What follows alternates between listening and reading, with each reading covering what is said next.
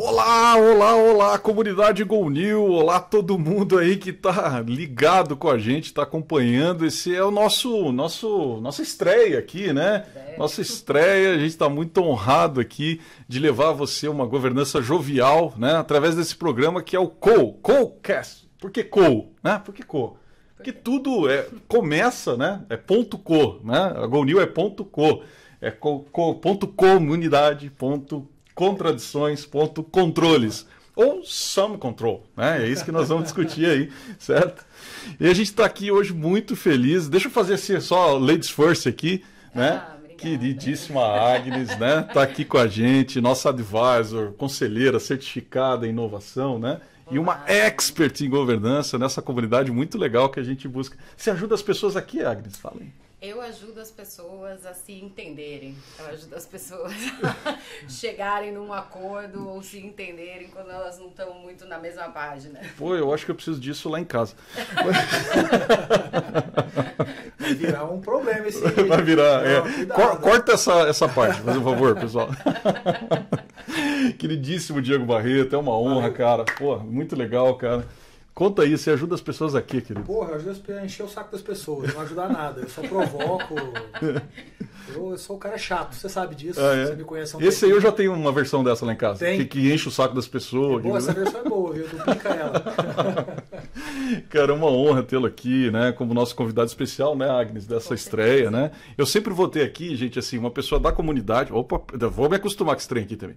Uma pessoa da comunidade, né, que tá com a gente como protagonista, né, dessa, que hoje é talvez o principal centro gravitacional de rediscussão, de ressignificar os conselhos de administração, a alta gestão brasileira, e eu sou muito lisonjeado e feliz, né, de ter pessoas assim como a Agnes aqui. Eu falei assim, eu não posso fazer isso sozinho, né?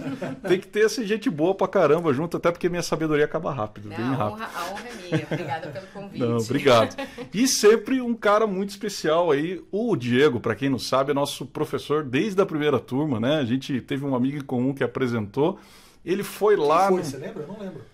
Cara, eu acho que foi uma pessoa que foi fazer uma palestra para vocês e aí falou assim, pô, vocês têm que se conhecer, vocês têm que conectar com esse cara e tal. Foi o Deltan. Foi o Deltan, foi o Deltan, isso ele mesmo. Falou, exatamente. E aí ele falou assim, pô, você tem que conhecer esse cara, pá, não sei o quê. Eu falei, putz, então beleza. Então, foi isso mesmo. E o Diego hoje, ele tem uma coisa muito legal, que assim, cara, não tem roteiro, né? Quer dizer...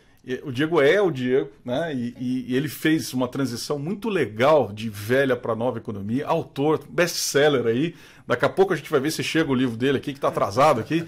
Não pedimos pelo iFood. Se tivesse né? pedido. Se tivesse pedido pelo iFood, já tinha chego. Né? É isso aí. Então, mas ele é autor do best-seller chamado Nova Economia. E a gente super recomenda a você. Para quem faz o Master com a gente, já tem, né? Já está ganhando agora e tal. E o Diego aceitou graciosamente, né? Ele está contribuindo com esse projeto, sempre em todas as turmas. Diego, a gente é muito feliz com você, com as provocações que você cria lá para a nossa comunidade. É muito, muito contente, assim, muito lisonjeado com a sua pegada. Eu dei aula 10 anos na universidade tradicional. E um dia eu disse, nunca mais eu vou dar. E eu só vou gastar meu tempo com quem estiver ensinando de forma não tradicional. Então o motivo de eu estar aqui é muito simples. Vocês representam o que eu realmente acredito. É por isso que eu sempre estive presente. Legal. Por isso eu gosto. Por isso eu estou sempre à disposição de vocês. Legal. Obrigado, cara. É uma honra muito grande. Bom, vamos pegar aqui ele não tem roteiro, mas nós temos, né? Então a gente tentou aqui se organizar um pouquinho até para entregar para você um conteúdo relevante com um dos caras que hoje... tem aí quebrado tudo, tem feito muito por ressignificar as empresas brasileiras também, né? A gente não falou de onde o Diego... Pois é isso que eu ia dar a oportunidade, cara. Você hoje tá no iFood, né? Então, exato. Conta um pouquinho esse trem. Cara, eu sou vice-presidente de Finanças e Estratégia do iFood e eu tenho lá sob minha responsabilidade também o time legal, controles internos, risco, políticas públicas, entre outras coisas. Muita gente às vezes pensa assim, pô, um cara está no iFood, startup, não tem tanto controle, não tem tanta governança. O iFood é uma empresa que é o segundo maior marketplace da América Latina, não de comida, de qualquer coisa. Segundo maior da América Latina, tem como acionistas 2 empresas de capital aberto, eu audito 4 vezes por ano, em 3 línguas diferentes, recebo 7 auditorias internas dos meus acionistas, portanto eu sou uma empresa de capital aberto do ponto de vista de controle. Eu sou responsável por fazer esse negócio não ficar lento. esse é o meu papel, é isso que eu faço. É o sob controle na veia, né? Sob controle na veia. Cara, e vamos começar pela parte mais assim, que às vezes as pessoas não conhecem do Diego, né? Família, hobbies, conta pra nós aí um pouquinho da... Cara, o Diego é um cara muito sussa. Eu venho de uma família de classe média de Uberaba, Minas Gerais. Meu pai é empreendedor e desde cedo eu fui para a empresa dele e vi a vida horrível que é de ser empreendedor no Brasil. A minha mãe foi dona de casa a vida inteira e foi responsável por cuidar dos filhos, educar os filhos no dia a dia. Eu passei todos os meus finais de semana indo para a fazenda do meu avô, só eu e ele, literalmente gastando das 8 da manhã às 5 da tarde, todo sábado, até meus 18 anos de idade. Depois vim para São Paulo. Tenho 2 irmãs, sou um cara super família. Eu não acredito em relações que não tenham raízes. Não acredito. É por isso que eu sou tão próximo aqui. Por isso que isso é criação de raiz. Legal. Por isso que as coisas a gente dá um jeito para um lado, porque criar raiz tem um valor muito grande. Então eu sou um cara de raízes. Esse é o Diego. Eu vim para São Paulo com 18 anos, depois de ter sido o pior aluno possível num colégio. Pior. Eu peguei recuperação da 3ª série ao 2º colegial todos os anos. É, a turma do fundão, todos né? os anos, todos. Eu sou o típico exemplo de que a educação antiga ela é excludente. A educação moderna ela entende diferentes perfis que diz, poxa, tem potencialidades expressas de forma diferente. E aí vim para São Paulo, fiz direito, horrível, detestei. O problema não é o direito, o problema é que eu não queria, mas eu não sabia. Sim. Mais um exemplo de como funciona o Brasil, né? A gente não se prepara para isso, né? A gente é muito tradicional e linear nesse momento da vida. E aí fiz direito, comecei a trabalhar na área de mercado de capitais, até que um dia o CFO de uma empresa para quem eu trabalhava chegou e falou, cara, você não é advogado. E eu falei para ele, cara, eu não sou, você não sabia? Ele falou, não, estou falando sério, você quer vir para finanças? Então eu arrumei um padrinho, um cara que falou, eu topo te tirar do direito, te trazer para finanças e te ajudar nesse processo. É claro que eu não era um advogado, porque eu estudava muito finanças, economia e contabilidade por conta própria. Durante toda a minha faculdade eu fiz isso por conta própria. E aí eu migrei, a vida foi. 2014 eu fui morar na Suíça, fazer um MBA. 5 anos atrás eu me casei com a Carol, minha esposa, com quem eu tenho uma vida espetacular. A gente é muito feliz, muito, de verdade. Que legal, muito cara. Feliz, legal. muito feliz. 2 filhos, está chegando um agora, um cachorro. Sério? Moro em casa, ou seja, é minha vida do interior de alguma forma transplantada para São Paulo. Que legal. Sempre moro em casa, adoro morar em E casa. a escadinha é quantos anos? O Fefe tá com 8, o Olivia tá com 3, fazendo esse mês de setembro, e o Pedro chega agora em novembro, dezembro. Legal. Parabéns. Obrigado. Muito valeu, bom, valeu. muito bom. Esse é o Diego. O Diego também é um cara de muita energia. Eu acordo todo dia 5 da manhã, durmo muito pouco, leio igual um animal. Eu leio de 2 a 4 livros por mês, há 10 anos seguidos. Eu sou um devorador de conhecimento. Legal. E acima de tudo, eu sou um cara apaixonado por política. E você tem lido muito, você compartilhou lá no Master com a gente, você tem lido muito sobre filosofia. Quer dizer, hoje em dia não é mais sobre economia. Não leio mais sobre economia. Leio assim, quando tem alguma coisa muito... Claro. Mas o meu ponto hoje é mais comportamento humano. Assim, acho que tudo que a gente fala sobre liderança, sobre compromise, né? Você falou, eu tenho que fazer as pessoas chegarem no meio do caminho, é sobre comportamento humano. Então, cada vez mais eu sou um generalista e eu aprofundo onde tem essa veia mais humana. Eu tenho lido muito sobre isso. Legal. E acho que para terminar, eu sou um cara apaixonado em política. Apaixonado, assim. Eu sou revoltado com o Brasil. Eu ia falar, acho esse país... aí pra você hoje. Puta, eu acho esse país excludente. Eu detesto o meu perfil. Eu sou o perfil de sucesso, né? Homem, branco, heterossexual, família de classe média alta, nascido na região sudeste do Brasil. Eu sou o tipo de perfil que não tem como dar errado. Não tem como. Você vai conseguir um bom emprego, você vai ter uma boa educação, você vai chegar onde você quiser. Isso é um puta de um absurdo. Isso pra mim é revoltante. Então eu sou apaixonado por política porque em algum momento eu vou deixar esse mundo privado e eu preciso ajudar o Brasil de alguma forma a acelerar algumas mudanças, como vocês estão ajudando aqui, sob a ótica de uma gestão muito mais correta do ponto de vista de empresa, né? Que legal, cara, que legal. Muito bom. A gente tem uma discussão que surgiu até no livro Governança da Nova Economia, o pessoal que já fez lá os nossos programas sabe, que é uma discussão de prioridade, assim, né? Pessoal, e isso se desdobra na relação societária, etc. e tal. Então, uma pergunta que eu sempre tenho procurado fazer, assim, hoje o teu momento pessoal é de definir, se a gente tivesse que definir entre 3 prioridades, né? A família, o trabalho, seja o teu livro, que é fantástico, fala um pouquinho dele, ou seja, ou o Diego, a saúde pessoal. Você falou que você é um cara muito família. Se a gente relacionar na situação hoje, não é o desejado, né? É aquilo que tá dando tempo para fazer, até porque teu livro é um sucesso e tal, best-seller e tal. O que hoje, quando você acorda, você consegue priorizar? Você mesmo, teu equilíbrio, saúde, espiritual, seja o que for, a família ou o trabalho? Os três. A minha vida é super equilibrada. Sério? Super. Quando as pessoas falam, é possível ter equilíbrio? Claro que é possível. A pergunta é, você está priorizando o que você precisa para ter o equilíbrio? Então eu vou te dar um exemplo. O pessoal do Diego funciona perfeitamente bem. Eu acordo 5 da manhã todos os dias, vou para academia todos os dias, eu leio de 2 a 4 livros por semana. Por mês, perdão. Tá equilibrado. Esse é o Diego. O Diego gosta de fazer isso. O Diego gosta de ter saúde e conhecimento. Então, o lado do Diego está equilibrado. O lado família está super equilibrado. Minha família é saudável, minha família se ama, as pessoas se respeitam, a gente entende as diferenças, mas a gente tá super bem. Eu tenho tempo, Legal. 7 horas da noite. Esse é o... Total. A Aline esses dias me mandou uma mensagem falando, Diego, você pode falar com a gente aqui tal dia, 8 horas da noite? Eu falei, não. Por quê? É verdade. Porque esse é o horário da minha família. 7 horas da noite não dá. Só em exceções que não tem uma explicação muito boa. Então não dá. Vamos achar outro dia? A gente vai achar outro dia. É um compromisso, igual Sim, você tem com qualquer outra coisa, Exato. né? E era justamente o que eu ia falar, né? Pra quem não sabe, a Aline, salve a Aline, nossa organizadora aí do Master. Ela que faz a gente tá aqui, né? Junto com a Júlia, que a Júlia tá lá no cantinho também. Daqui a pouco nós vamos dar um jeito de mostrar a Júlia. Até porque ela caberia facilmente aqui com a gente. E no profissional, cara, eu tô super feliz. Eu tomei uma decisão de carreira um dia, que foi eu nunca mais vou trabalhar para quem pensa de forma linear, de quem quer só continuar fazendo a mesma coisa que vai fazer. Porque não é isso que eu quero. E aí eu deixei a velha economia e fui para a nova economia. Só que eu queria responder isso dizendo o trade-off. Porque as pessoas às vezes ouvem essas coisas e falam, ou o cara tá mentindo, tá, né, criando uma historinha, ou tipo, ele é perfeito, a vida dele é perfeita. Não é isso. As coisas na vida, escolhas, implicam em trade-offs, né? Então qual é o trade-off? Então eu vou ensinar um trade-off meu, vou explicar um trade-off meu. Eu adoro Netflix. Gosto de ver filme, gosto de ver seriado. Quando você gosta de um seriado, você senta e vê quantos episódios seguidos? 3, 4, 5. Não é assim que a gente vê? Eu sou binge watcher total. Exato. Eu já varei várias madrugadas. Então qual é a minha regra com Netflix? Um episódio. Por quê? Porque não é minha prioridade. Uhum. Legal. Então sobra tempo para eu, à noite, ir dormir cedo, acordar às 5 da manhã e começar as coisas cedo. Esse é um exemplo de equilíbrio. Mas o que as pessoas querem fazer?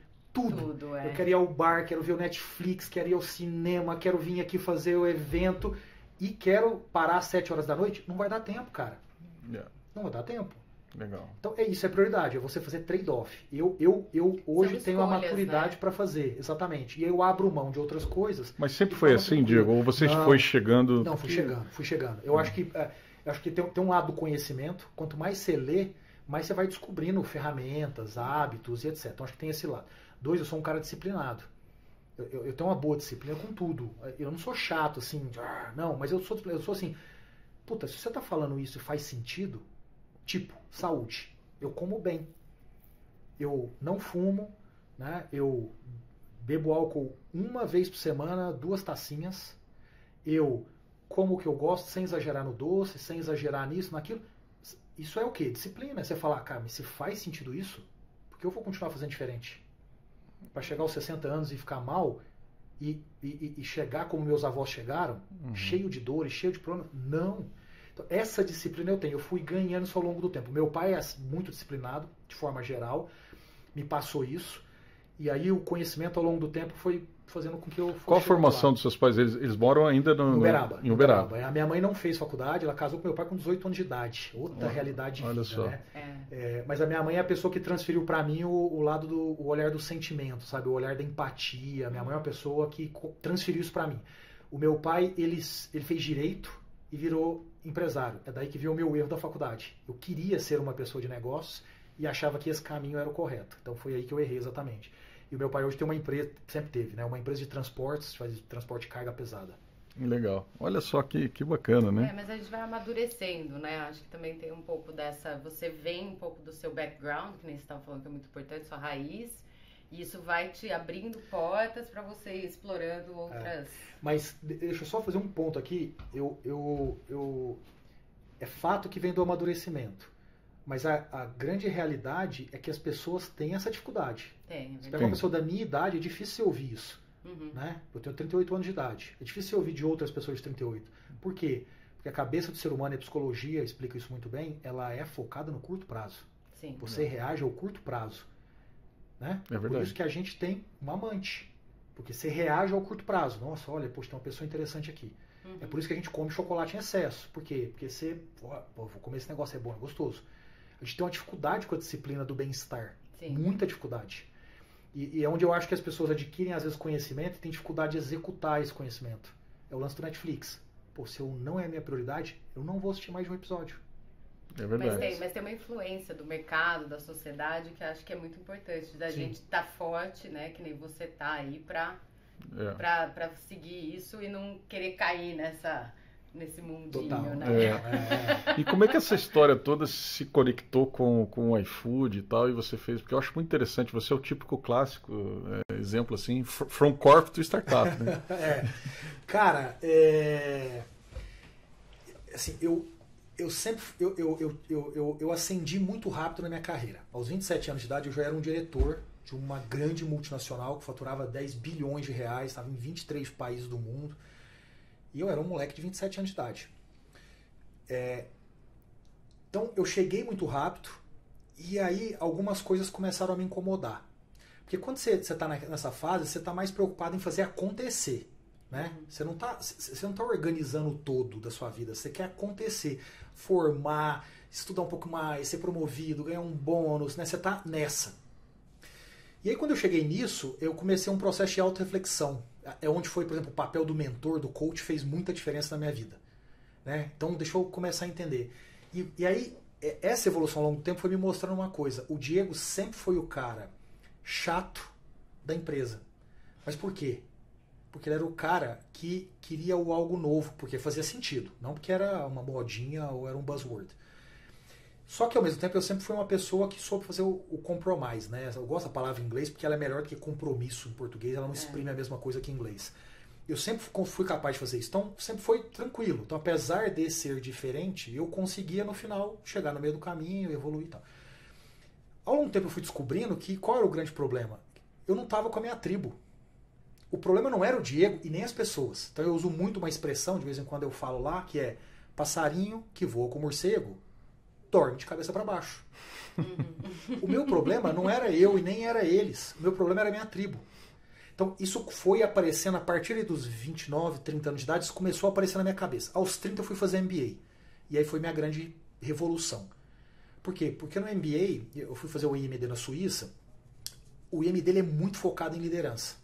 Ele trabalha durante um ano com você tendo um mentor, um coach, um psicólogo. Você é gravado em algumas situações sem saber e literalmente senta para analisar seu comportamento. Então o IMD ele pegou e fez isso comigo. Ele me esticou e falou, agora você se conheceu, agora volta e vai trabalhar. Quando eu voltei em 2015, em janeiro de 2015, eu falei, cara, eu preciso me encontrar. O que eu fui fazer? Conhecimento. Eu falei, puta, será que é nesse mundo mais ágil? Só que lá naquela época não existia mundo ágil. O que a gente falava em 2015? Nada. A gente falava de 4 empresas no Brasil. A gente falava de 99, iFood, XP e a gente falava de 5. Buscapé e Peixe Urbano. 5. Não é nada. 5 no meio disso aqui tudo. Não é nada. Literalmente nada. E aí eu falei, cara, eu vou começar a mentorar startup. E literalmente bati na porta de um aceleradores e falei, tudo bem? Eu sou o Diego Barreto, diretor financeiro da Suzano Papel e Celulose. Os caras, nossa, que legal, hein? Ó, o diretor da Suzano aqui, hein? E eu assim, velho, na verdade sou eu que vou aprender, vocês não estão entendendo, né? Cara, eu queria mentorar. Os caras, jura? Quanto você cobra? Imagina, não cobro nada, de graça. E aí eu comecei a mentorar startup. E aí eu aprendi na prática esse mundo novo que eu não estava inserido. 1 ano e meio depois, um dia eu cheguei em casa, falei pra minha esposa, e aí? Ela falou, cara, você tem que sair, você tem que procurar alguma coisa assim. Casa com a Móvel me ligando e dizendo, vem pra cá. Ótimo, a Móvel que é a controladora do iFood, me fez uma proposta para ir ganhar 40% a menos. 40% a menos. E eu fui. E por que a Móvel fez isso? Para poder ver meu skin in the game. É fácil, né? Você sai ganhando X, vai ganhar X também fazendo o que você acha cool. Pô, vida fácil, né? Se não der certo, você volta. Não é nem escolha, né? Exatamente. Então aqui volta um ponto que eu sempre toco assim, nas minhas narrativas, que é o trade-off. Qual o trade-off você quer fazer? Ah, eu queria tanto ir para esse mundo moderno. Tá a fim de pagar o pedágio? Ah, não. Então, eu vejo muito isso, cara. Então segue sua vida. Para de ficar nessa discussão. Sim. E aí eu vim chegando nesse mundo. Quando eu entrei na Móvel, cara, aí puta, eu já tive uma base acadêmica muito boa no IMD. Vinha de 2 anos de mentoria de startup. Entrei, puta, na empresa mais tesão do Brasil para isso. Não existe outra empresa mais tesão. 10 tipos de negócio, 2 unicórnios lá dentro, vai ter um terceiro aí daqui a pouco. Tipo, porra, é tesão. Pra mim, a pessoa mais excepcional nessa nova economia, que é o Fabrício, que é o fundador da Móvel. Puta, é brincadeira. Aí eu nadei, né? Nadei contra a correnteza, porque você fica 30 anos recebendo uma carga cultural e você tem que, né, nadar contra a correnteza para um dia entrar nela. Tem que virar a chavinha. Exatamente. Né? E aí foi assim que eu cheguei aí e, puta, eu sou feliz pra caralho. Dá pra ver, cara. Dá pra ouvir a sua voz. Dá pra ouvir. E ele, no brilhinho no olho, assim, né? E ele reverbera isso, né, cara? As aulas lá do Master Tour são sempre muito provocantes. E é sem PPT, né? Que é uma característica nossa lá. Assim, sem roteiro, sem PPT. Claro, no conjunto todo a gente tem outros tipos e tal. Tem sempre uma chata. Então, mas você sabe que eu não uso PPT em lugar nenhum, né? Zero. Não uso lugar nenhum. PPT. Sabe por quê? Porque você tira muito a organicidade. É o lance da raiz. Naturalidade. PPT não né? tem raiz. Porque, cara, é aquilo que você vai... Você cria uma raiz ali quando você não tem. Tanto é que você me mandou as perguntas. Eu não li. Nem sei o que você vai perguntar. Exato. É verdade, gente. É verdade. Eu não li. Por quê? Porque, cara, se eu tiver que dar uma gaguejada aqui, eu tenho que gaguejar, entendeu? Putz, isso é demais, né, cara? É naturalidade. É uma humanidade, né? A gente, é muito legal ouvir você falar isso, de explorar o pessoal, porque eu acho que muita gente deixa um pouco isso de lado e deixa frio. Não, e fica pasteurizado, mundo, né? Que é o que eu sempre falo pro time da GoNew, né? Naturalidade, maturidade é naturalidade, né? É isso aí. Que legal. Não conhecia essa frase, adorei essa frase. Maturidade. Vamos fazer outra camiseta. Mais uma. Diego, deixa eu seguir o roteiro que você não leu aqui, então. Era das contradições, cara. Eu tô escrevendo um livro novo, tá quase pronto, que ele tem essa pegada, né? Que é um pouco resumindo o que a gente tem encontrado. Porque quando a gente começou a discutir e endereçar as questões de governança, a gente foi vendo que, puta, cara, controle empresarial, velocidade, não bate. Pô, ética, tecnologia. Pô, como é que ética dos dados, ética das tecnologias de melhoramento humano, né? Compliance com inovação, né?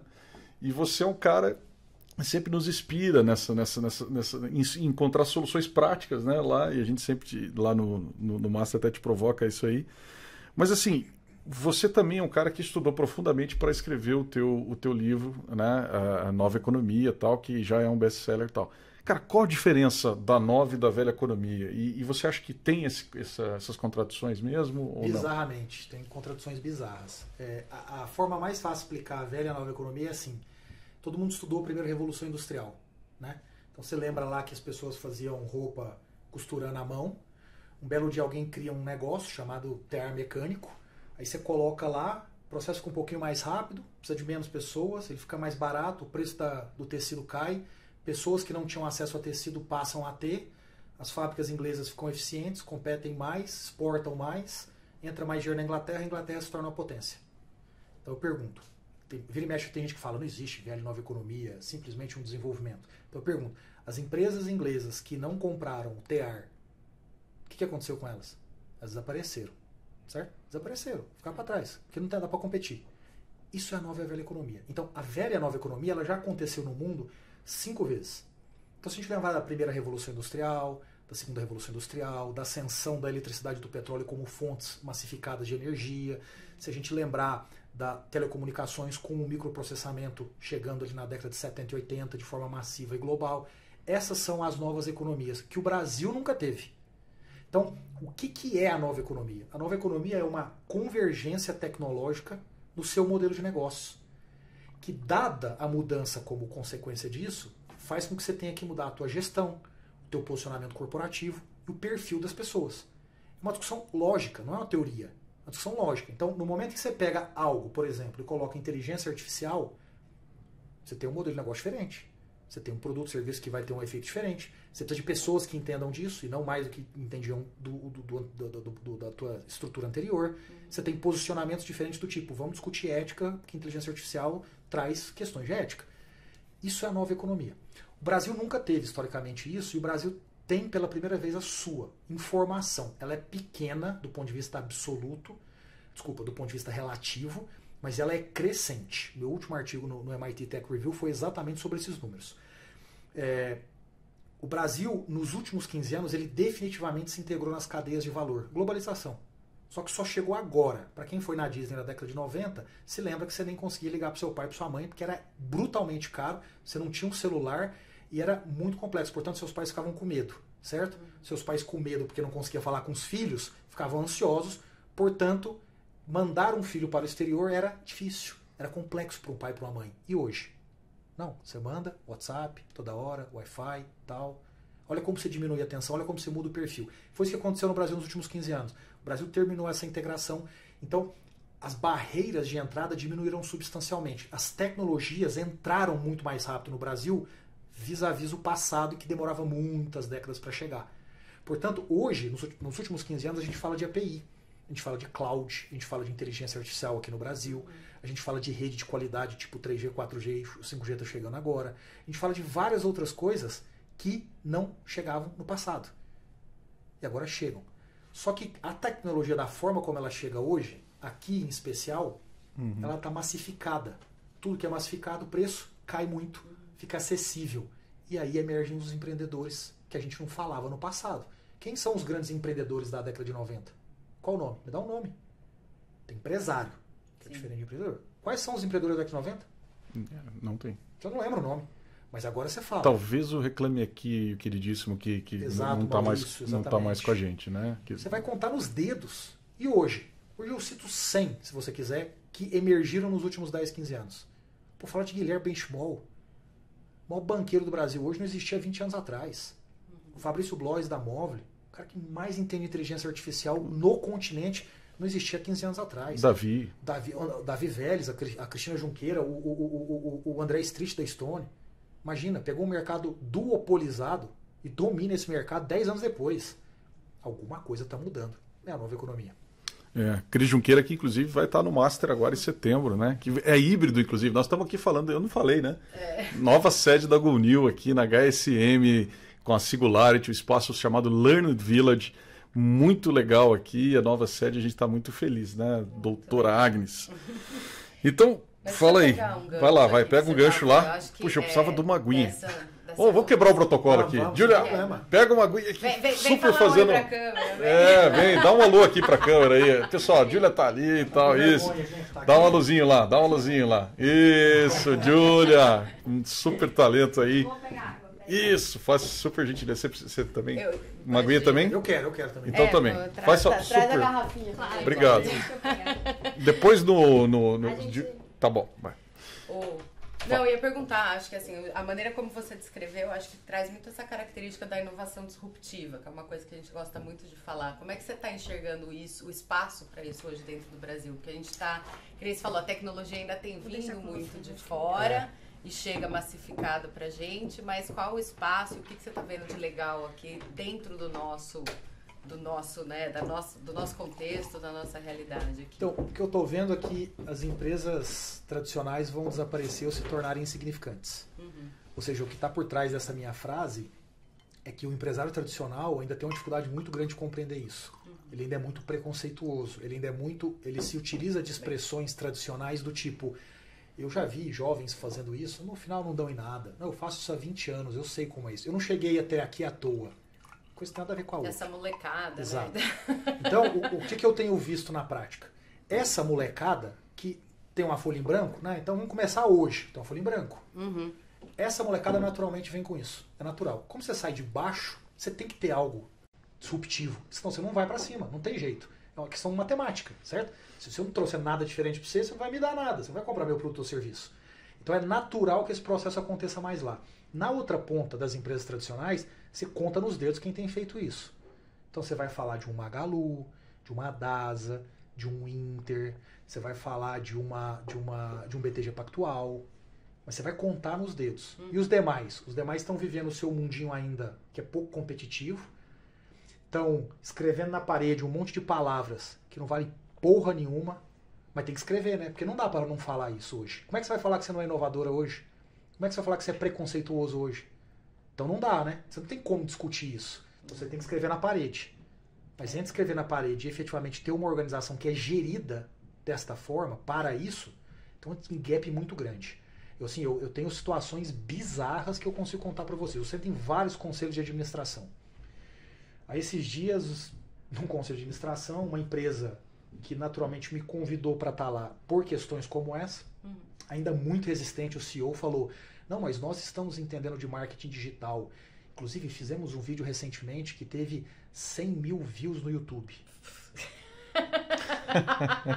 Velho, 100 mil views. Mas você manda ele abrir o Baby Shark lá pra ele ver, saber o que é view, né? Tipo, eu tô falando de uma empresa que fatura dezenas de bilhões. Dezenas de bilhões.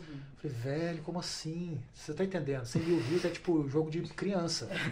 Tipo, um outro exemplo. É o pior episódio do Chaves que o SBT coloca de graça lá, inclusive. Nossa senhora. Aí um outro exemplo, eu fiz no conselho de administração, que eu só participei de uma reunião. Que depois eu não voltei mais. Tem isso, claro. Agora são outros conselhos, beleza. E a dificuldade de trabalhar com transparência? Então a pessoa me chamou lá, primeira reunião do conselho, primeira pergunta que eu fiz foi, quem toma a decisão de compra do seu serviço? A resposta do presidente do conselho foi, que é também CEO, foi quem toma é a mulher. Em casa, 70% das vezes é a mulher a tomadora de decisão.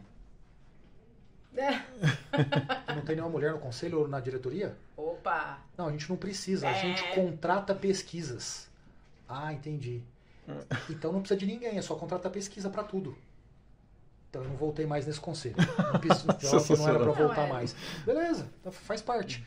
Então assim, o resumo da ópera é que essa turma ainda tem muita dificuldade.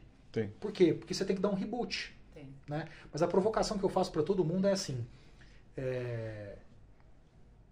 Você só vai ser amigo do seu filho, amigo, e não mãe ou pai, amigo, se você entender a cabeça dele.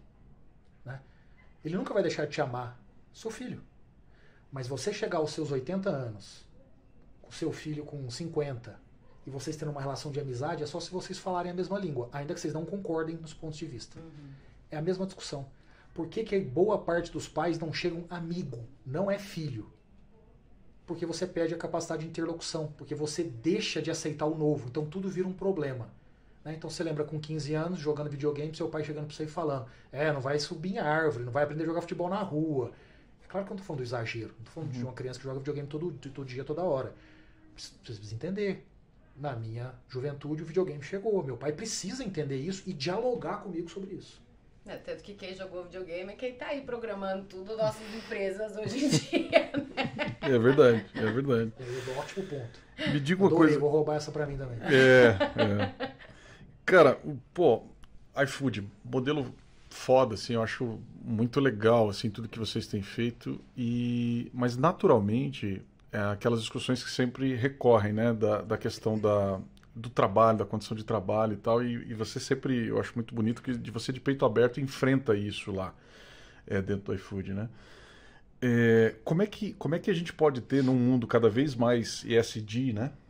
Como é que a gente pode ter o modelo de negócio do iFood com uma pauta mais ESG, assim? O que vocês têm feito nesse sentido?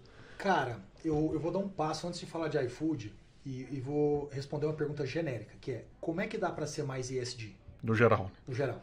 A resposta para mim é muito simples. É parar de falar buchitagem. É deixar de ser cretino. Deixar de ser idiota. No greenwashing. Deixa de ser cretino, sabe? Deixa de ser cretino. Então, como é que nós não somos cretinos no iFood? A gente assume a verdade e fala ela publicamente. Então, assim, o que o iFood faz de ESG hoje? Ele faz, primeiro, ele dá uma informação. Vamos pegar um dos exemplos. A moto polui. A moto polui. E eu sou responsável por essa poluição. Segunda informação. Eu não resolvi esse problema ainda. Terceira informação. Eu tenho uma meta. Eu vou transformar 25% da minha frota, no mínimo, em moto elétrica. Mas, Diego, não existe moto elétrica. Enquanto não tiver isso, eu vou tirar o dinheiro do bolso, vou comprar crédito de carbono e vou compensar. Então eu tenho um estímulo financeiro para resolver o problema, senão eu vou ficar comprando crédito o resto da vida. E não faz sentido nenhum gastar dinheiro com isso. É melhor eu resolver o problema. Isso é o meu ESG. E é assim que as empresas deveriam fazer. Mas a maioria das empresas são o quê? Cretinas. Ah, eu faço esse projetinho. Ah, eu sou carbono neutro. Ah, aí o que você faz? Eu planto árvore. Velho, se o seu modelo de negócios é plantar árvore, isso não é seu ESG. Você não está adicionando ao mundo. Né? Não, claro. O que é o seu modelo de negócio? Não, meu modelo de negócio é saneamento. Isso não pode ser seu ESG, esse é seu modelo de negócio, caceta. Então a gente precisa parar de ser cretino nessa discussão. Transparência. Porra, então vem cá. Eu tenho um problema com diversidade? Tenho. Eu tenho, na média, melhor do que qualquer empresa do Brasil? Tenho. É suficiente? Não. Preciso de 2 anos para resolver. Meta está dada. 50% de mulheres na empresa, 40% no mínimo na alta administração, 40% de negros na empresa, 30% na alta administração. É a meta. Pública. Se eu não fizer, tá lá. Joga no jornal aí que você vai achar um monte de matéria. Sabe o que você faz? Você me liga, faz uma entrevista comigo e fala, você não cumpriu a meta. Eu vou falar, não cumpri. Isso é não ser cretino. Agora, ficar falando coisa simples, fácil, que você já faz, é brincadeira. Tem uma falta das pessoas entenderem o que é risco sistêmico e o que é oportunidade, né? Porque eu acho que o ESG tem os dois lados.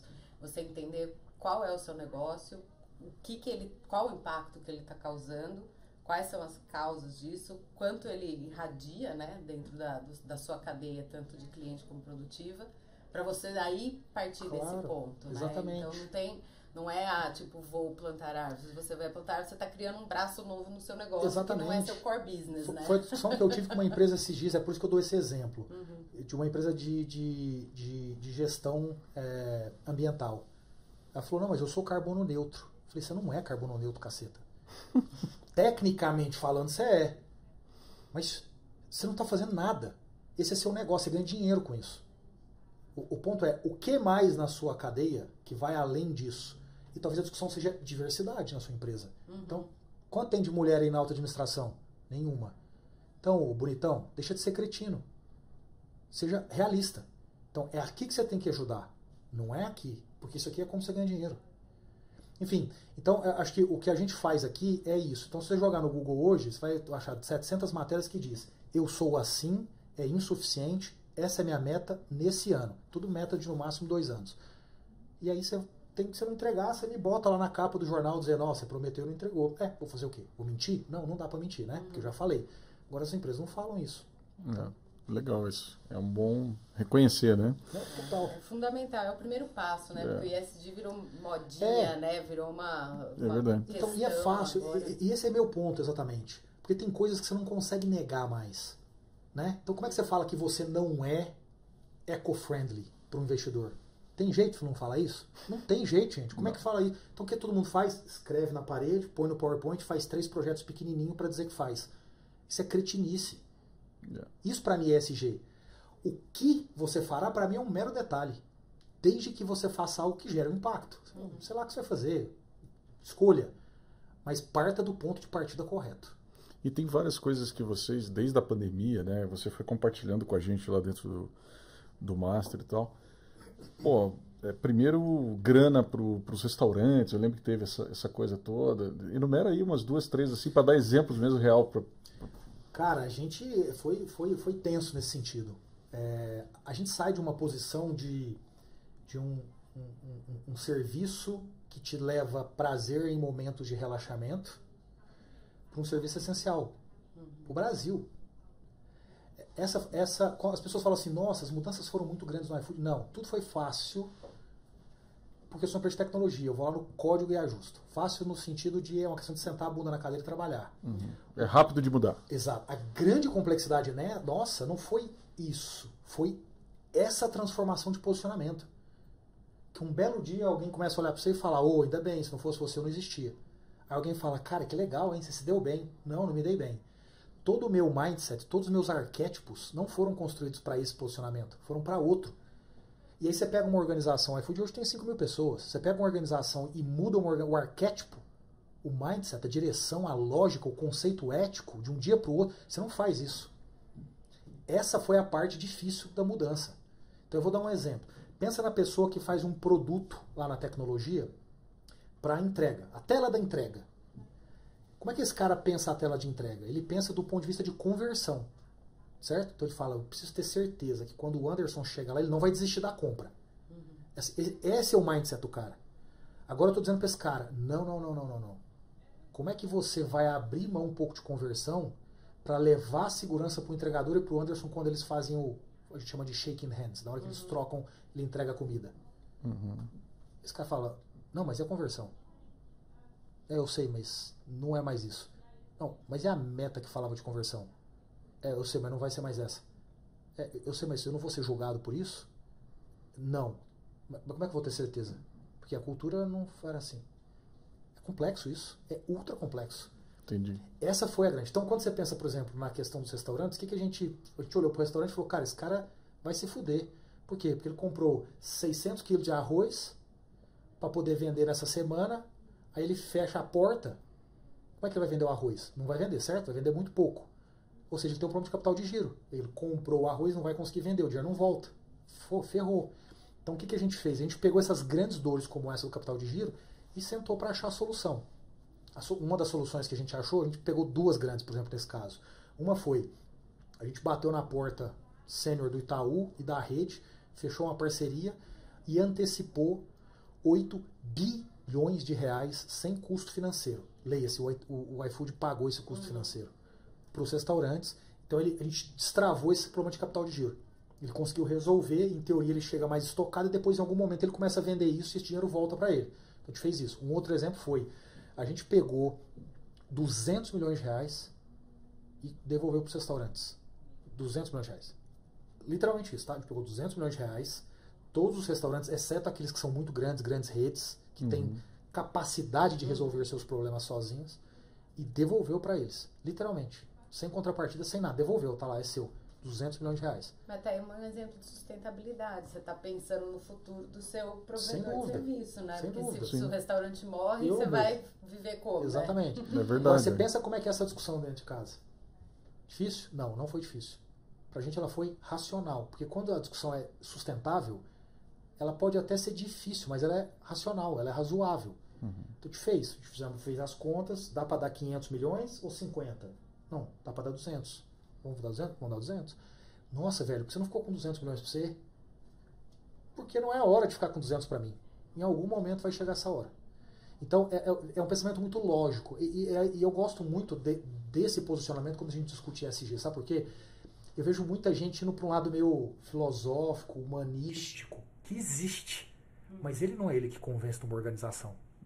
Isso para mim é outra cretinice que existe nas discussões. Sabe que eu lembrei agora do queridíssimo Luiz Ortega, ele é conselheiro certificado da turma 1, e ele tem uma frase sensacional, que ele diz assim, não tem empresa verde trabalhando no vermelho. É ótimo. Vou pegar essa pra mim também. Mais uma aí. Mas é isso que você está falando, é o exemplo que você deu. Cara, 200 milhões agora, ele significa, eventualmente, tirar desse verde, da graminha agora, mas ele é a sustentabilidade para frente, que vai me impedir de... 200 bilhões lá na frente, né? Então, deixa eu falar, precisa ser lógica. O caráter humanístico, filosófico, ele circunda essa discussão para te dar a direção. O que eu não gosto na discussão do ESG, por exemplo, ou da sustentabilidade de forma geral, é as pessoas dizerem, somos tal, não sei o quê. Não é, velho, não é. Chega lá pro seu CFO e fala isso. É verdade. Pergunta pro seu funcionário, pro seu fornecedor, pro seu cliente, vê se ele pensa a mesma coisa, né? Não é. Mas, Agnes, você também tem uma crítica dentro da nossa rede que é importante em relação a hoje, quais são as referências para essas companhias, né? Em geral, né? E subindo um pouco o nível, para você reportar essas coisas, né?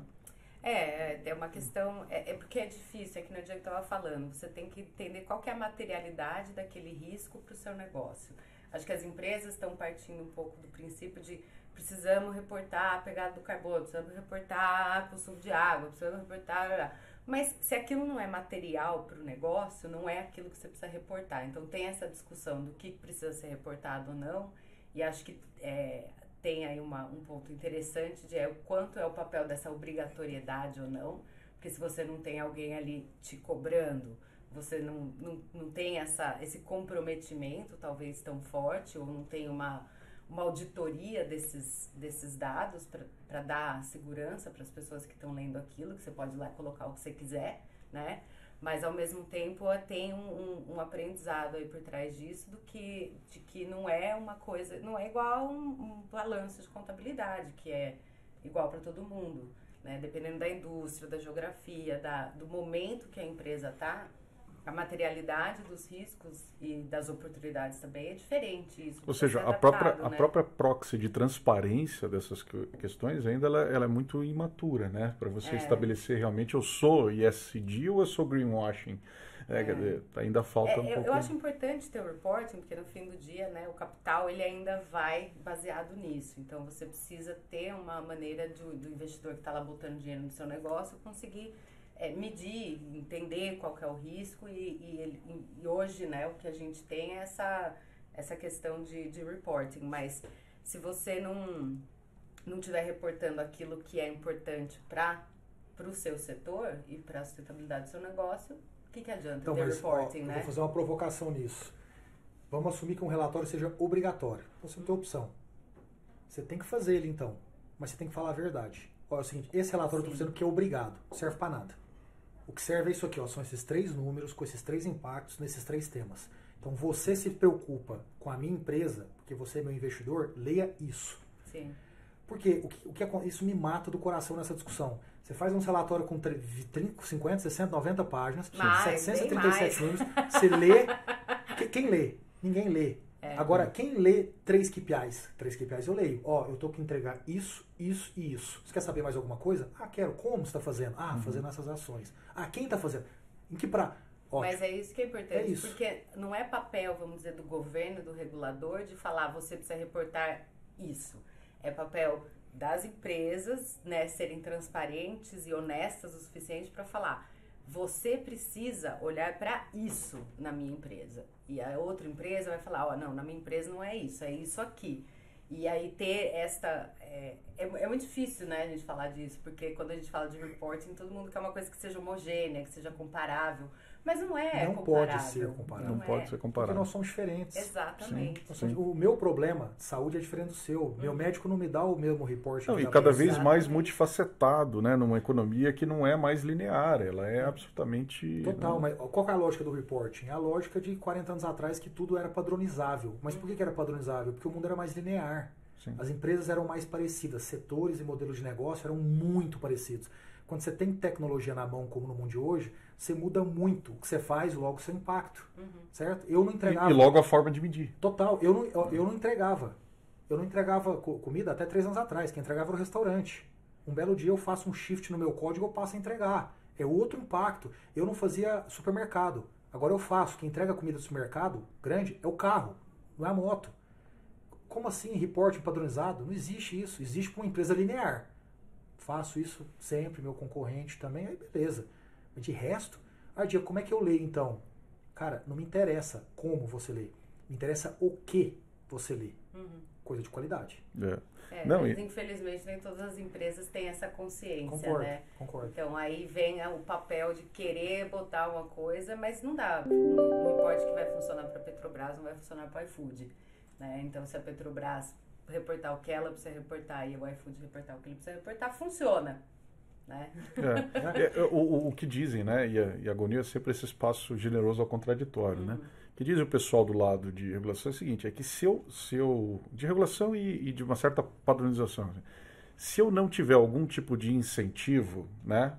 De dizer assim, não, tem que fazer isso aqui, a coisa não se dissemina, é o que dizem, né? Desse outro lado. Então a gente tinha que achar também uma proxy comum aí, né? Uma forma comum, talvez, de incentivo que não fosse estupidificar. O relatório tem que ser assim, né? Quer dizer, como é que eu incentivo isso de uma outra maneira? É uma maneira de você criar accountability, na verdade, né? Não sei como é que eu faço. Eu gosto dessa, porque eles falaram esse negócio do compromise, eu gosto muito dessa palavra em inglês, o accountability. Né? Qual é a responsabilidade? Quem que está responsável por esse dado? Então, mas Anderson, deixa eu só pegar esse ponto seu rapidinho. Eu concordo com o que você disse. Eu sou da tese de que o mundo só evolui com alinhamento de interesse e incentivo. Então a gente concorda. Para mim tem uma diferença, de novo, do como você faz isso. Então eu quero incentivo. Aliás, você deve me incentivar a fazer algo.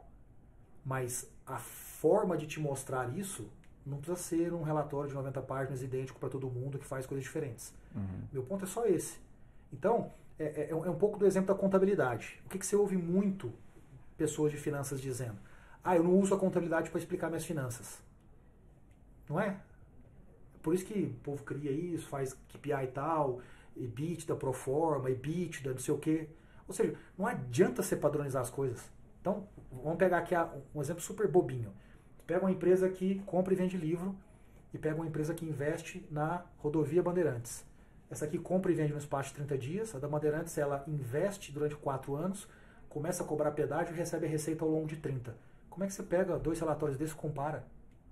Então você tem que ter um incentivo do controle, da informação financeira, no final as coisas precisam fechar e tudo mais.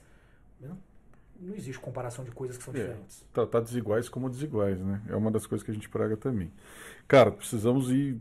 Tá sensacional aqui, né? Uma aula maravilhosa aqui, cara. É um grande... Eu aprendo demais aqui com esses caras. Eu tenho dito aí nos nossos programas que eu vou lançar, acho que um novo livro, que é o que eu aprendo com o curso que eu mesmo criei.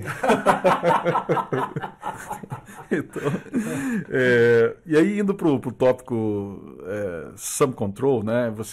Eu queria trazer aqui para tornar isso mais público, porque normalmente a gente dá esse exemplo lá dentro do Master, mas eu queria que você falasse o que é Sum Control para você, né? E desse aquele exemplo que é sensacional. Eu vou dar outros, porque então tá bom. Você deve estar já tipo assim, velho, vai falar o mesmo, né? Puta, pra quem já fez o programa lá, então olha aí, ó. Eu vou contar um outro. Então, acho que para mim é o seguinte, controle é essencial, onde ele é essencial. Não ter controle ou ter menos controle é essencial, onde é essencial. É simples, é a mesma discussão do report. Tem que ter um incentivo? Tem. Tem que dar o disclosure? Tem. Tem que ser idêntico, tudo igual? Né? Não. Então vamos lá. O raciocínio para nós, ele é muito simples. Pô, você tem um negócio que já tem uma proporção grande, que já tem um fluxo de caixa grande, que já tem uma certa maturidade. Você tem que ter controle. Simples. Simples assim. Tem um risco associado. A empresa quebra, a reputação é ferida. Tem que ter, acabou. Você tem um negócio que é pequeno, é simples. Se der um problema, não vai incomodar ninguém. Não vai mudar o mundo. Não precisa ter controle. Aí você vai fazer uma gradação nesse meio do caminho. Então eu vou dar um exemplo. Há 6 meses atrás, uma pessoa falou, cara, e se a gente fizesse entrega em 15 minutos de supermercado? Porra, bacana. Eu vou testar isso aí. Tá bom. É isso. Enquanto empresas têm comitê de inovação, a gente bate esse papo. Beleza. Eu tenho pessoas de bom senso lá dentro. Falou, tá bom, então beleza. Essa pessoa foi pra rua. Ela falou, como é que eu vou testar isso? Já sei. Ela foi na esquina da casa dela, entrou no supermercado, que é um supermercado de bairro, pequeno. Tem 3 caixas. Chegou, quem é o dono do supermercado? Essa pessoa aqui. Você me aluga um caixa? Aluga um caixa? Como assim? Oi? Você me aluga um caixa? Como assim aluga um caixa? Você nunca tá usando os 3 ao mesmo tempo. Você me aluga esse caixa aqui? Pra quê? Não, eu quero fazer as compras, mas eu quero digitar aqui, fazer o negócio acontecer. Alugo. Por quanto? Sei lá, 5 mil reais? 5 mil reais. Alugou o caixa. Sentou lá e falou, todas as compras que acontecerem nesse supermercado aqui, primeiro a gente vai promocionar dizendo que é em 15 minutos, né? E a gente que vai controlar o caixa. Então, chegou o pedido. Supermercado normal. A pessoa em algum momento vai lá pegar, em algum momento entrega para o entregador entregar. No caixa da pessoa. Chegou o pedido, na hora ela levanta, pega o chocolate, a coca e o macarrão que você pediu, já põe, o entregador chegou 2 minutos depois, levou 15 minutos. Aí ela fez isso por um mês. Olhou. Os clientes compram muito mais e tem uma retenção muito maior. Aí ela voltou lá no iFood, 30 dias depois. Falou, então, aluguei um caixa, 5 mil reais, e esses são os resultados. Uau! Temos que fazer mais isso. Qual o controle que eu tive nisso aqui? Nenhum. Se tivesse dado errado, teria perdido 5 mil reais. E aprendido que isso aí não dá certo. Esse negócio hoje é o que mais cresce dentro do iFood 6 meses depois. Isso aconteceu 6 meses atrás. Que legal. Olha só. É isso. Isso é Sum Control. Isso é Sum Control. Agora, tá ficando grande. Pô, então peraí. Deixa eu integrar. Então não é mais o caixa alugado, agora tem uma estrutura diferente. E assim a gente vai fazendo. E agora eu vou trazendo isso. Tá aqui? Não, não tá aqui. Porque tá crescendo, mas não é grande o suficiente ainda. Está aqui no meio do caminho. Entendi. É isso. É tão simples quanto isso. Agora, qual é a lógica de eu ir a um comitê, payback, TIR, volta lá, pergunta pro compliance antes, jurídico assinando um contrato com 37 páginas, todo mundo rubricando. E não tem comitê nenhum, né? Não existe comitê de inovação. Não existe. Não existe comitê de inovação. E de outras coisas? Outros comitês? Assim, no meu time não tem nenhum comitê. Comitê de pessoas? Tem? Tax, fechamento, pessoa, não tem. Pra que você precisa de um E aí, comitê? Agnes, como é que faz isso? As pessoas da governança tradicional estão ficando nervosas ouvindo isso. Ah, não tem comitê, Coloca aí, né? registra aí a tua pergunta aí que a gente vai dar um jeito de responder. Antes da Agnes falar, deixa eu dar um disclaimer aqui, porque senão o povo acha que a gente é doido lá. Por que eu posso fazer isso?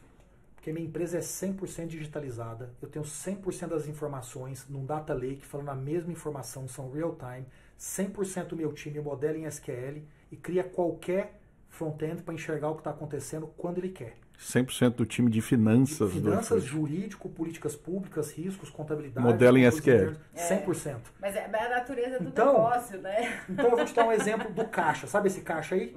Então esse caixa, ó, como é que aconteceu aqui em finanças? Uma pessoa foi lá, entrou no Databricks e começou. Para este lugar, para esse tipo de compra, me mostrar sempre quando isso acontecer. Então ele criou a regra do desvio. Então quando acontecer alguma coisa, ele recebe a mensagem. Agora eu tenho que ligar lá e resolver. Para que eu preciso de um comitê para isso? Eu não preciso do comitê, eu preciso do controle. Isso é controle. Eu não preciso do comitê. Quando é que você precisa de um comitê? Quando você tem que ter uma grande discussão. Você tem um dilema, você tem uma questão técnica que é de desconhecimento geral. Então, se você perguntar assim, você tem reuniões, eventualmente, que soam uma reunião de comitê? Tenho, quando necessário. Mas isso não é um comitê. Não tem frequência, não tem uma agenda que só pessoas participam. Não é isso. Então, tem um tema que eu não entendo. Ninguém aqui. Então, vamos sentar. Como é que a gente decide na frente disso? E aí, a gente tem o nosso comitê que acontece pontualmente. Que às vezes vai acontecer 20 vezes no mês, às vezes vai acontecer uma vez no ano. Então, não é sobre não ter o controle do comitê. É sobre quando ele é necessário. Legal. Gostei dessa frase, vou usar isso aí, vou colocar no Cara, para ir fechando e super te agradecendo aí, a gente tem uma pegada em GoNew, né, de construção coletiva de saber. A gente estava conversando um pouquinho antes aqui dos e-books, dos conhecimentos que a gente tem gerado coletivamente e tal.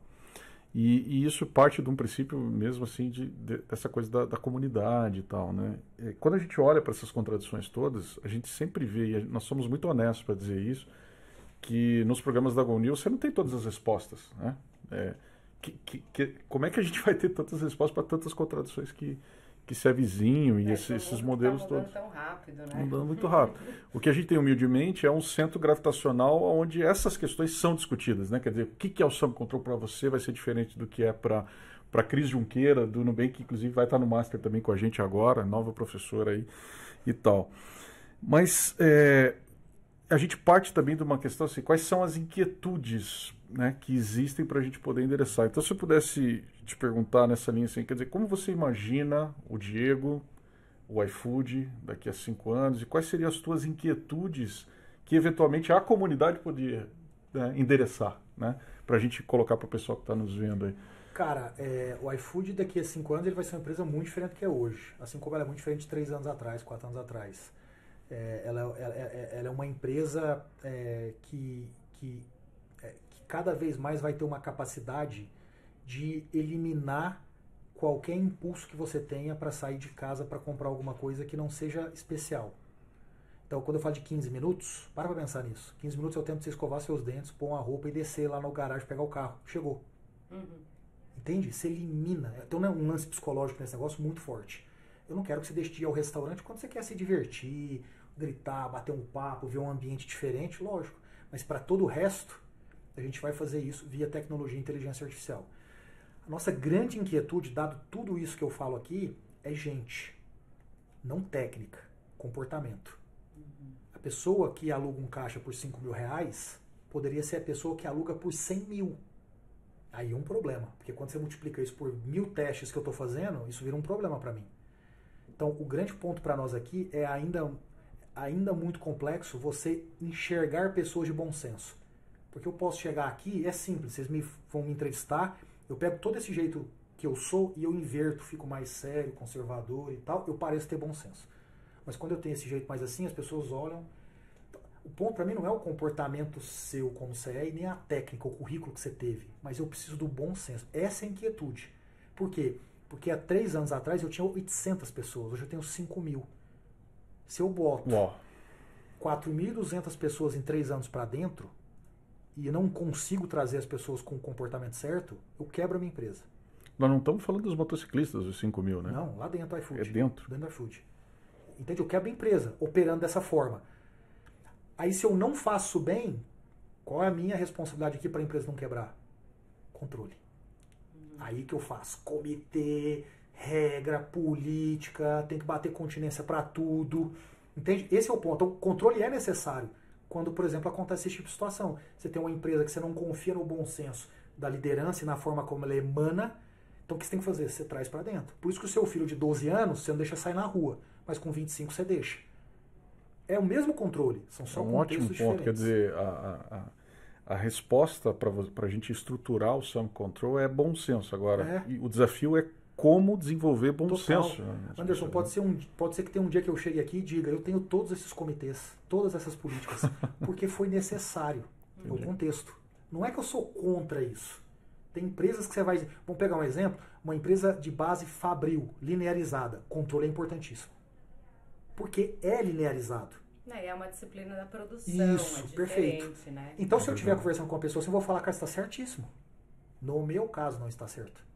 Hoje, pode ser amanhã. Mas você tocou num ponto super interessante que volta lá no começo da nossa conversa, que é a questão da educação. Você falou que você não encaixava na educação tradicional.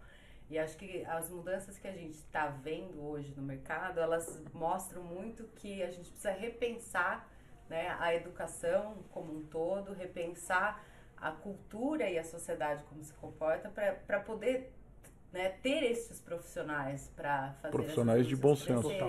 Porque acho que hoje, do jeito que a gente está num momento, num limiar muito forte, aí, de uma transição, né, do que era, o que era visto como ser bom, né, qual faculdade você tem que ir, o que você tem que fazer para ser bem sucedido na sua carreira, e aí você vê empresas e empreendedores virando unicórnios que mal terminaram o colegial lá, né? Então, esse equilíbrio eu acho que é uma coisa interessante que a gente tem que prestar atenção, e principalmente vindo daí essa demanda, né, do que a gente vai precisar no futuro para, né, essa economia continuar crescendo. Eu concordo tanto contigo, e eu faço a mesma correlação do currículo.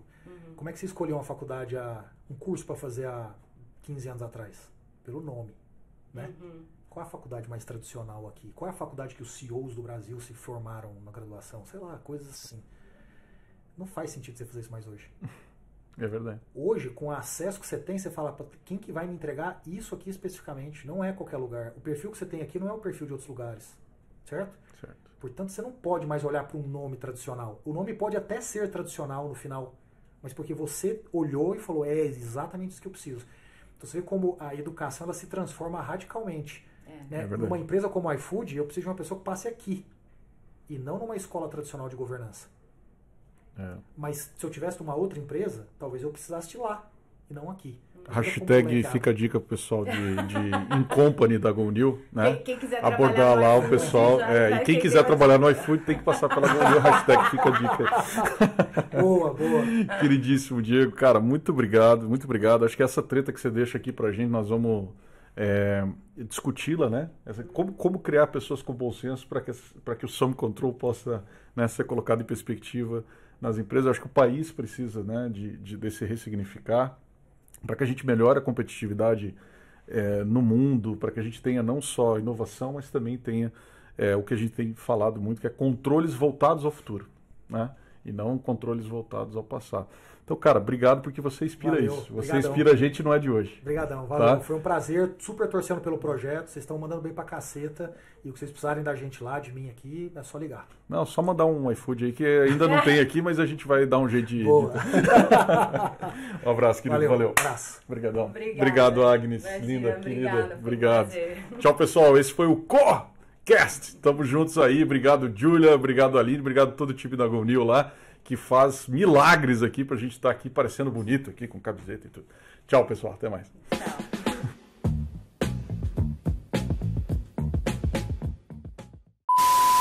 quer começar? Ai, gente, eu sou péssima. Não, eu vou começar contando vai. a peripécia que o Anderson me faz. A gente organizou aqui o estúdio, tudo bonitinho, tô ali no canto, ninguém me vê. Aí ele começa, eu tô com sede, né? Aí eu, putz, a água tava fora. Aí ele, não tem problema, pode passar pra cá.